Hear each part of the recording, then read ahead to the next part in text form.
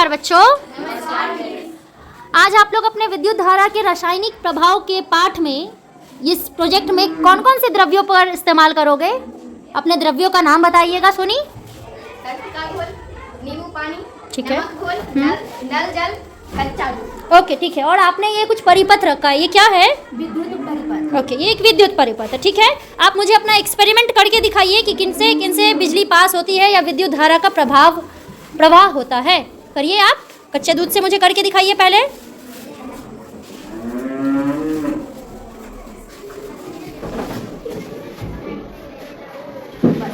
ठीक है, डालिए।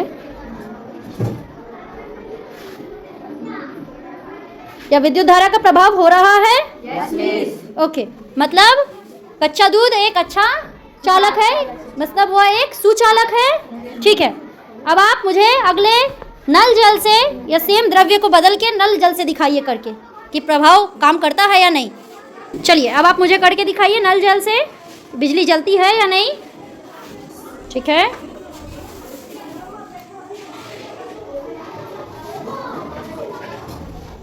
ठीक है। नल जल में भी विद्युत का प्रभाव होता है।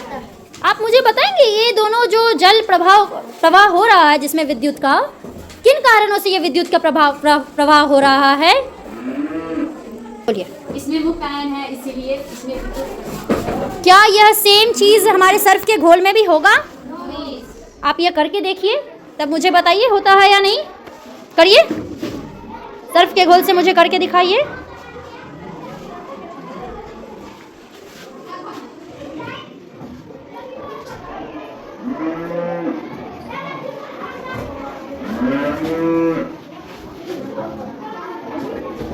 हाँ, आपने सर्फ का घोल डाला, देखिए इससे बिजली जलती है क्या? ठीक है, बिजली नहीं जल रही है। ओके, अब आप मुझे नींबू पानी से सेम चीज करके दिखाइए। क्या इसके साथ ऐसा होता है? इसके क्या रासायनिक प्रभाव हैं?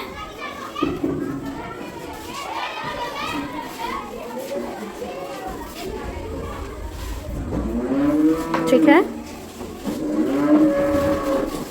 अभी आपने क्या डाला इसमें? नींबू पानी डाला। ठीक है, आप देखिए विद्युत का प्रवाह होता है। बिल्कुल ठीक है, हो रहा है। बहुत ठीक है। तो अभी आपने क्या समझा? कौन कौन सी चीजें सुचालक है और कौन से कुचालक है? ये चार चीजें सुचालक है और ये सर्फ घोल कुचालक है। अब मुझे बताइए किन कारणों से ये सुचालक और कुचालक है? इन चारों में मुक्त आयन है, इसीलिए ये सुचालक है और इनमें मुक्त आयन नहीं है, इसीलिए कुचालक है। चलिए, ये तो बहुत बढ़िया बोला आपने। अब आप मुझे बताइए कुचालक में सर्फ के घोल के अलावा और भी कुछ आता है? शुद्ध जल। शुद्ध जल।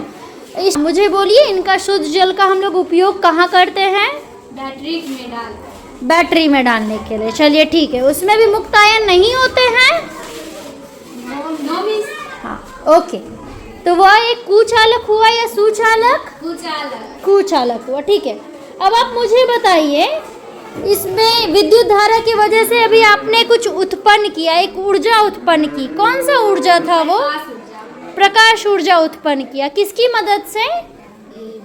विद्युत धारा की मदद से आपने प्रकाश ऊर्जा उत्पन्न किया। इसका एक और परिवर्तन होता है जिसे हम पदार्थ का जमाव कहते हैं। पदार्थ का जमाव आप कहाँ देखते हैं अपने डेली लाइफ में? सोने की परत चढ़ाने पर। ठीक है, ओके। सोने चांदी का जो हम बर्तन देखते हैं वो उसकी परत चढ़ाने में भी इलेक्ट्रोप्लेटिंग, जिसे हम पदार्थ का जमाव कहते हैं, यूज किया जाता है। राइट? ओके, चलिए ठीक है बच्चों, धन्यवाद।